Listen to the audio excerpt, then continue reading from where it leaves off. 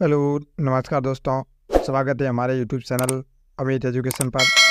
दोस्तों, आज का जो हमारा टॉपिक है वो है फलूदी ज़िला। उसके बारे में आज हम क्वेश्चनों के माध्यम से डिस्कशन करेंगे। यदि आपको वीडियो अच्छा लगे तो लाइक करना, चैनल भी सब्सक्राइब करना, अपने दोस्तों को शेयर करना। तो चलो दोस्तों, शुरुआत करते हैं अपने पहले क्वेश्चन की। तो हमारा पहला क्वेश्चन क्या है? हमारा पहला क्वेश्चन है, फलूदी ज़िला किन ज़िलों से अलग करके बनाया गया? जो फलूदी ज़िला है वो किन ज़िलों से अलग करके बनाया गया? तो दोस्तों, इसमें ऑप्शन बी करेक्ट हो जाएगा, जोधपुर और जैसलमेर। कुछ जोधपुर का क्षेत्र और कुछ जैसलमेर का क्षेत्र लेके जो फलूदी ज़िला है उसका निर्माण किया गया था। इसके बाद अगला क्वेश्चन क्या है हमारा? फलूदी ज़िला किस संभाग में आता है? फलूदी ज़िला है वो किस संभाग में आता है? पहले दोस्तों हमारे संभाग थे वो कितने थे? 7 थे। अब 3 नए संभाग बनाए तो कितने हो गए? 10।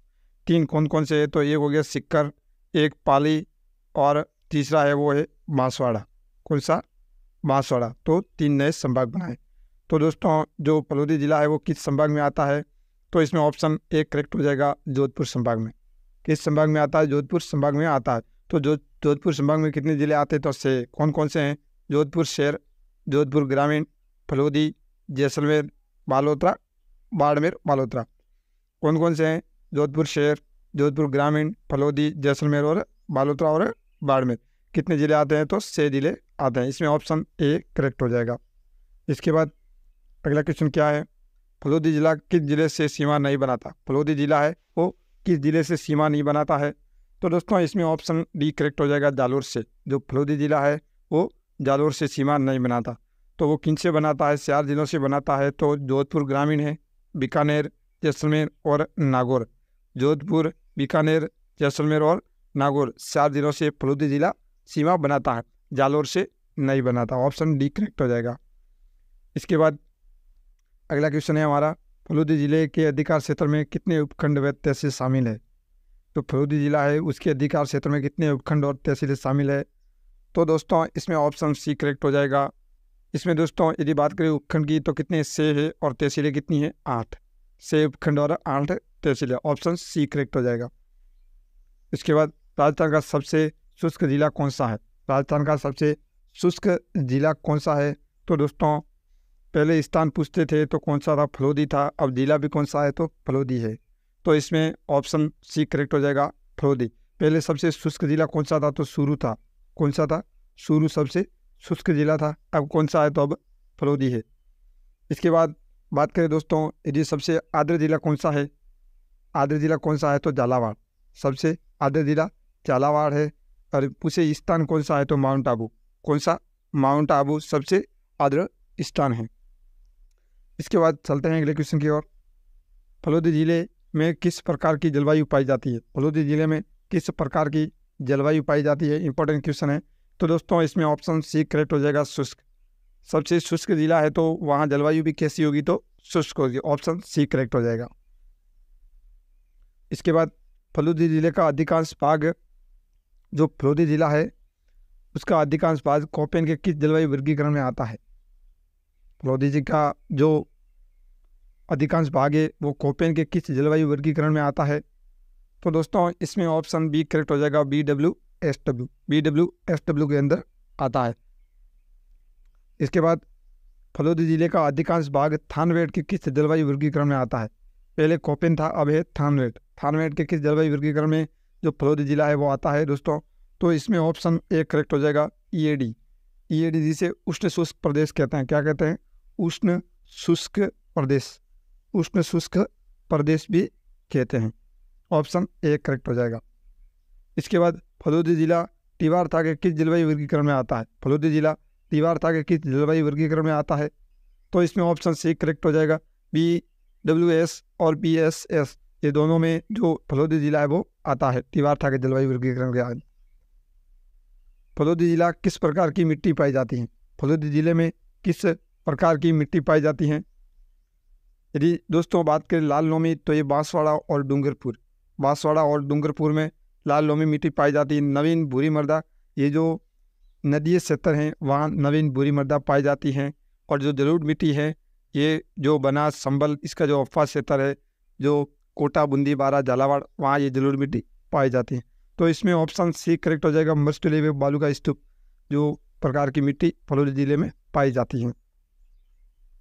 इसके बाद निम्नलिखित में से किस जिलों में कोई नदी नहीं बहती? निम्नलिखित में से किन जिलों में कोई भी नदी नहीं बहती हैं? पहले दो जिले थे, बीकानेर और चूरू। बीकानेर और चूरू दो ऐसे जिले थे जहाँ पर कोई भी नदी प्रवाहित नहीं होती थी। अब कितने हो गए? अब 3 हो गए। फलौदी भी इसमें ऐड हो गया। कौन सा? फलौदी भी इसमें ऐड हो गया। अब कितने जिले हैं जहाँ पर कोई नदी नहीं बहती? तो 3, बीकानेर, चूरू और फलौदी। बीकानेर, चूरू और फलौदी में ऑप्शन ए करेक्ट हो जाएगा। इसके बाद फलौदी जिला निम्नलिखित में से इंदिरा गांधी नहर किन लिफ्ट नहरों से लाभान्वित हो रहा है? तो फलौदी जिला है वो इंदिरा गांधी नहर है, किन लिफ्ट नहरों से ये लाभान्वित हो रहा है? तो इसमें करणी सिंह लिफ्ट नहर, गुरु जम्बेश्वर लिफ्ट नहर, जयनारायण व्यास लिफ्ट नहर। तो इसमें उपयोग सभी, ऑप्शन डी करेक्ट हो जाएगा। ये तीनों ही लिफ्ट नहर हैं, इनसे जो फलौदी जिला है वो लाभान्वित होता है। ऑप्शन डी करेक्ट हो जाएगा। इसके बाद बाप फोल्डर किस युग की चट्टानें मिलती हैं? बाप फोल्डर है, इसमें किस युग की चट्टानें मिलती हैं? इंपॉर्टेंट क्वेश्चन है। तो दोस्तों इसमें ऑप्शन डी करेक्ट हो जाएगा, प्रीमियम और कार्बोनिफेरस युग। प्रीमियम और कार्बोनिफेरस युग की चट्टानें जो बाप फोल्डर फलौदी में है वहाँ पर ये मिलती हैं। इसके बाद फलौदी जिले में ऊँट की कौन सी नस्ल बोझा ढोने व सवारी के लिए प्रसिद्ध है? इंपॉर्टेंट है। फलौदी जिले में ऊँट की कौन सी नस्ल बोझा ढोने और सवारी दोनों के लिए प्रसिद्ध है? तो दोस्तों इसमें ऑप्शन ए करेक्ट हो जाएगा, गोमट। जो गोमट ऊँट की नस्ल है ये फलौदी जिले की प्रसिद्ध है, जो बोझा ढोने और सवारी के लिए विश्व प्रसिद्ध है। ऑप्शन ए करेक्ट हो जाएगा। इसके बाद बकरी की कौन सी नस्ल फलौदी जिले में पाई जाती है? बकरी की कौन सी नस्ल है जो फलौदी जिले में पाई जाती है? जो राजस्थान के मूल व सबसे पुरानी नस्ल है, जो मांस हेतु प्रसिद्ध है। राजस्थान में सर्वाधिक बकरी इसी नस्ल की पाई जाती है। इंपॉर्टेंट है क्योंकि दोस्तों एक बकरी की विशेषता है ये, बकरी की कौन सी नस्ल है जो फलौदी में पाई जाती है? राजस्थान की मूल व सबसे पुरानी नस्ल है, मांस हेतु भी प्रसिद्ध है और राजस्थान में सर्वाधिक इसी नस्ल की बकरियां पाई जाती हैं। तो दोस्तों इसमें ऑप्शन डी करेक्ट हो जाएगा, मारवाड़ी। जो मारवाड़ी एक बकरी की नस्ल है वो फलौदी जिले में पाई जाती है। इसके बाद किशन प्राकृतिक पक्षी अभ्यारण्य किस जिले में है? जो किशन है वहाँ एक प्राकृतिक पक्षी अभ्यारण्य है, ये किस जिले में स्थित है? तो दोस्तों इसमें ऑप्शन बी करेक्ट हो जाएगा, फलौदी। जो हमारा फलौदी जिला है वहाँ पर किशन का जो प्राकृतिक एक अभ्यारण्य है वह प्रसिद्ध है। किशन कुर्जा पक्षी जिसे डेमोलियर करेन की शरणस्थली है। जो किशन कुर्जा पक्षी जिसे क्या कहते हैं? तो डेमेशियल करेन कहा जाता है। वहाँ इसकी जो फलौदी जिला है वो इसकी शरणस्थली मानी जाती है। इसके बाद फलौदी जिले में कौन सा वन्यजीव कन्वर्जेशन रिसर्च है? फलौदी जिले में कौन सा वन्यजीव कन्वर्जेशन रिसर्च है? तो दोस्तों इसमें ऑप्शन ए करेक्ट हो जाएगा, कुर्जा कन्वर्जेशन रिसर्च। ये कहाँ पर है? तो हमारे फलौदी जिले में स्थित है। इसके बाद राजस्थान के किन जिलों को हाल ही में केंद्रीय वन और पर्यावरण जलवायु परिवर्तन मंत्रालय द्वारा आर्द्र भूमि क्षेत्र घोषित करने के लिए रामसर सचिवालय भेजा जाएगा? इंपॉर्टेंट और करंट का क्वेश्चन है। राजस्थान के ऐसे कौन से स्थल है जिसे हाल ही में केंद्रीय वन पर्यावरण जलवायु परिवर्तन मंत्रालय द्वारा आर्द्र भूमि क्षेत्र घोषित करने के लिए रामसर सचिवालय में भेजा जाएगा? तो दोस्तों जो इसमें ऑप्शन डी है वो करेक्ट हो जाएगा, किशन, फलौदी और कान्हा पक्षी विहार, कोटा और लूणकरणसर, बीकानेर। ये तीनों ही पक्षी अभ्यारण्य हैं जो सचिवालय में भेजा गया है, रामसर के लिए इसे भेजा गया है। इसमें ऑप्शन डी करेक्ट हो जाएगा। इसके बाद राज्य का पहला कोयला संयंत्र कहाँ लगाया गया? राज्य का जो पहला कोयला संयंत्र है वह किस जिले में या कहाँ पर लगाया गया? तो दोस्तों इसमें ऑप्शन बी करेक्ट हो जाएगा, फलौदी। फलौदी जिले में पहला कोयला संयंत्र लगाया गया था। बाप झील राज्य का प्रथम कोयला संयंत्र स्थापित कहाँ पर किया गया? तो बाप झील के पास जो राज्य का पहला कोयला संयंत्र स्थापित किया गया था। इसके बाद कौन सी झील फलौदी जिले में नई है? कौन सी झील है जो फलौदी जिले में नई है? तो दोस्तों इसमें ऑप्शन बी करेक्ट हो जाएगा, पोखरण। पोखरण झील है वो कहाँ पर हैं? तो ये जैसलमेर में है। कहाँ पर हैं? जैसलमेर में स्थित है। बात करें बाप झील और फलौदी झील, ये कहाँ पर झील है? तो ये फलौदी जिले में स्थित है। बाप झील में राज्य का प्रथम कोयला संयंत्र स्थापित किया गया। बाप क्षेत्र नमक उत्पादन के लिए जाना जाता है, ये निजी क्षेत्र का कारखाना है। बाप क्षेत्र है वहाँ नमक उत्पादन के लिए भी जाना जाता है और यहाँ पर एक निजी क्षेत्र का कारखाना भी स्थापित किया गया है। और राजस्थान का जो प्रथम कोयला सेंटर है वो कहाँ पर लगाया गया, तो बाप झील में लगाया गया था। इसमें ऑप्शन डी करेक्ट हो जाएगा, पोखरण झील। इसके बाद फलोदी जिले में कौन सी बोली बोली जाती है, फलोदी जिले में कौन सी बोली बोली जाती है, तो दोस्तों इसमें ऑप्शन सी करेक्ट हो जाएगा, मारवाड़ी। ये राजस्थान की मानक बोली है। क्या है, राजस्थान की मानक बोली है मारवाड़ी। तो सभी जगह पर या सर्दी क्षेत्र में मारवाड़ी बोली बोली जाती है राजस्थान में। ऑप्शन सी करेक्ट हो जाएगा। आड़ोती बोली ये कोटा बूंदी बारा में बोली जाती है, पंजाबी पंजाब क्षेत्र में बोली जाती है। शेखावटी ये सीकर झुंझुनू सुरू क्षेत्र में ये जो शेखावटी बोली बोली जाती है। इसके बाद पड़ला व नोक सोलर पार्क किस जिले में स्थापित किए गए, पड़ला व नोक सोलर पार्क हैं ये किस जिले में स्थापित किए गए, इंपॉर्टेंट क्वेश्चन है दोस्तों। तो इसमें ऑप्शन डी करेक्ट हो जाएगा, फलोदी। फलोदी जिले में पड़ला और नोक सोलर पार्क स्थापित किए गए। इसके बारे में थोड़ा देख लेते हैं। तो क्या है, पड़ला सोलर पार्क भारत का सबसे बड़ा पार्क है। जो पड़ला सोलर पार्क है ये भारत का सबसे बड़ा सोलर पार्क है और इसकी क्षमता की बात करें तो 2245 है। कितनी, 2245 मेगावाट इसकी क्षमता है और ये 4 चरणों में निर्मित है। कितने चरणों में, 4 चरणों में निर्मित है। प्रथम चरण की बात करें तो 65 megawatt Rajasthan solar park development company द्वारा सर्वे के स्तर पर विकसित किया गया। कौन सी कंपनी है, तो डेवलपमेंट कंपनी द्वारा, जो Rajasthan solar park development company है उसके द्वारा ये संचालित है।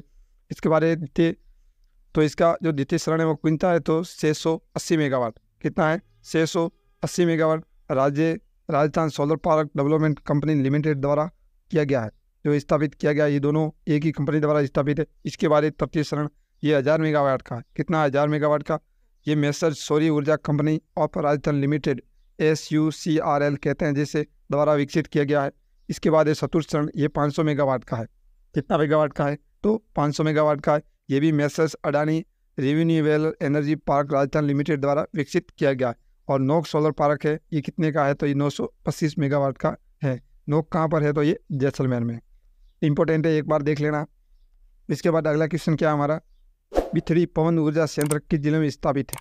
बिथड़ी पवन ऊर्जा संयंत्र है ये किस जिले में स्थित है, तो ऑप्शन बी करेक्ट हो जाएगा, फलोदी जिले में स्थित है। ये पवन ऊर्जा है। जो हमारी प्रथम पवन ऊर्जा थी उसका क्या नाम था, तो अमर सागर। जो अमर सागर है कहाँ पर है, तो जैसलमेर में ये प्रथम पवन ऊर्जा संयंत्र स्थापित किया गया था। उसके बाद जो दूसरा था वो कहाँ पर किया गया, तो देवगढ़। कहाँ पर किया गया था, देवगढ़ में स्थापित किया था। देवगढ़ कहाँ पर है, तो प्रतापगढ़ में। ये दूसरा हमारा पवन ऊर्जा संयंत्र था। इसके बाद देखते हैं अगला क्वेश्चन, राजस्थान का पहला गांव जहाँ सौर ऊर्जा प्रयोग किया गया। राजस्थान का पहला गांव जहाँ पर सौर ऊर्जा का प्रयोग किया गया, इंपॉर्टेंट क्वेश्चन है। इसमें दोस्तों ऑप्शन बी करेक्ट हो जाएगा, नोक। जो नोक तहसील है जैसलमेर की, फलोदी की, वहाँ पर पहला गांव सौर ऊर्जा गाँव था, उसका प्रयोग किया गया था। ऑप्शन बी करेक्ट हो जाएगा। इसके बाद हाल ही में भारतीय वायुसेना का 6ठा एयरबेस किस जिले में स्थापित किया गया। हाल ही में जो भारतीय सेना का 6ठा एयरबेस है वो किस जिले में स्थापित किया गया, तो ऑप्शन बी करेक्ट हो जाएगा, फलोदी जिले में। जो भारतीय वायुसेना का एयरबेस है वो स्थापित किया गया था। फलोदी जिले में वायुसेना द्वारा हवाई पट्टी का निर्माण किया जा रहा है। जो फलोदी जिला है उसमें जो वायुसेना उसके द्वारा हवाई पट्टी का भी निर्माण किया जा रहा है। ऑप्शन बी करेक्ट हो जाएगा इसमें। इसके बाद अगला क्वेश्चन क्या हमारा, फलोदी जिले में कौन सा शिलालेख मिला है। जो फलोदी जिला है उसमें कौन सा लेख मिला है, तो इसमें जो घटियाला शिलालेख है वो हमारे फलोदी जिले से मिला है। घटियाला शिलालेख में किस वंश की जानकारी मिलती है, तो जो गुर्जर प्रतिहार थे, कौन से, जो गुर्जर प्रतिहार थे उसकी जानकारी मिलती, और उसका क्या नाम है, तो कक्कुक। तो कक्कुक था, उसके बारे में वर्णन मिलता है जो घटियाला शिलालेख है उसके बारे में। इसके बाद लोक देवता म्याजी मंगलिया का प्रमुख मंदिर कहाँ पर स्थित है। जो लोक देवता म्याजी मंगलिया है उसका प्रमुख मंदिर कहाँ पर स्थित है, तो जो बापणी है, बापणी एक फलोदी की तहसील है, वहाँ पर जो लोक देवता म्याजी हैं जो पंच पीरों में शामिल है उसका मंदिर कहाँ पर है, तो बापणी फलोदी में स्थित है। देख लेते हैं थोड़ा, मेला कब बढ़ता है, जो म्याजी मंगलिया उसका मेला कब पड़ता है, तो भाद्रपद कृष्ण अष्टमी को इसका मेला पड़ता है। और उसकी घोड़ी थी उसे क्या कहते हैं, तो किरण काबरा। जो उसका घोड़ा था उसे क्या कहते हैं, किरण काबरा कहता है। म्याजी के बारे में लोक नाट्यता है कि उसकी पूजा करने वाले भोपों की वंशवृद्धि नहीं होती है और वह गोद लेकर पीढ़ी चलाते हैं। दोस्तों कहने का रहते हैं कि जो म्याजी मंगलिया है इसके जो भोपे होते हैं, जो इसके सेवक होते हैं, वो कभी शादी नहीं करते। यदि शादी भी कर भी ले तो उसकी क्या है, वंशवृद्धि नहीं होती है, तो वो क्या है, गोद लेकर उसकी जो गद्दी होती है जो पीढ़ी दर पीढ़ी चलती है। इंपॉर्टेंट है, एक बार देख लेना। इसमें ऑप्शन सी करेक्ट हो जाएगा। इसके बाद लोक देवता पाबू जी का जन्म कहाँ पर हुआ? जो लोक देवता पाबू जी थे उसका जन्म कहाँ पर हुआ? इंपॉर्टेंट क्वेश्चन है। तो दोस्तों इसमें ऑप्शन सी करेक्ट हो जाएगा, कोलूमंड। जो कोलूमंड कहाँ पर है? तो फलोदी में। तो कोलूमंड फलोदी में है, तो जो लोक देवता पाबू जी उसका जन्म हुआ था। देख लेते हैं इसकी घोड़ी का नाम क्या था? तो केसर कालमी। पाबू जी की घोड़ी का नाम क्या था? केसर कालमी था। प्रमुख मंदिर कहाँ पर है? तो कोलूमंड फलोदी में है। और ऊँटों के देवता है, लक्ष्मण जी का अवतार माना जाता है, गोरक्षक माने जाते हैं, प्लेग रोग भी। लोक देवता अड़बू जी का मंदिर कहाँ पर स्थित है? जो लोक देवता अड़बू जी है उसका मंदिर कहाँ पर स्थित है? तो दोस्तों इसमें ऑप्शन ए करेक्ट हो जाएगा, बगेड़ी। बगेड़ी कहाँ पर है? तो फलोदी में है। तो मेहा जी, जो पाबू जी और हड़बू जी तीनों का जो प्रमुख मंदिर है वो कहाँ पर है? तो हमारा जो फलोदी जिला है उसमें स्थित है। इसमें ऑप्शन ए करेक्ट हो जाएगा। इसके बाद मंदिर का निर्माण है जो मारवाड़ के अजीत सिंह राठौड़ थे उसके द्वारा करवाया गया था। जो अड़बू जी का मंदिर है उसका निर्माण जो मारवाड़ के अजीत सिंह थे राठौड़ उसने करवाया था। अड़बू जी का शगुन शास्त्र के ज्ञाता, वसन सिद्ध पुरुष व गोरक्षक देवता व सन्यासी पुरुष भी कहा जाता है, इसके अन्य नाम है। और अड़बू जी के मंदिर बैलगाड़ी की पूजा होती है। राजस्थान के एकमात्र ऐसे देवता है जिसे भारत के भी कहा जा सकता है। ऐसे कौन से लोक देवता है जो उसकी मूर्ति के स्थान पर बैलगाड़ी की पूजा की जाती है? तो वो अड़बू जी हैं, उसकी की जाती है। इसके बाद अगला क्वेश्चन क्या है हमारा? निम्नलिखित में कौन सा कथन सत्य है? निम्नलिखित में से कौन सा कथन सत्य है? लटियाल माता का मंदिर, प्रमुख मंदिर फलोदी में है।